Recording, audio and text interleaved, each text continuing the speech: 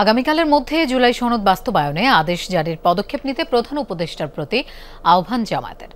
দেরি হলে সরকারের উপর থেকে আস্থা হারাবে জনগণ, বললেন জামায়াত ইসলামের নায়েবে আমির ডাক্তার সৈয়দ আব্দুল্লাহ মোহাম্মদ তাহের। বিকেলে এক জরুরি সংবাদ সম্মেলনে এসব কথা বলেন তিনি। একই সাথে সংস্কার শেষ করে ভোটের আগে অবশ্যই জুলাই সনদের আইনি ভিত্তি দেওয়ার দাবিও জানান নায়েবে আমির।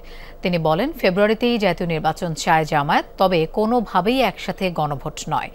জাতীয় নির্বাচনের আগেই গণভোটের দাবি জানান তিনি। সম্মেলনে নায়েবে আমির বলেন, মেজরিটির দলের সিদ্ধান্ত অনুযায়ী ঐক্যমত্য কমিশন সিদ্ধান্ত নিয়েছে।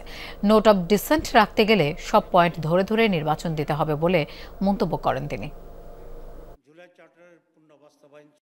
আজকে না হয় কোনোভাবেই আগামীকাল আদেশ জারির ক্ষেত্রে আর দেরি করার কোনো সুযোগ নাই।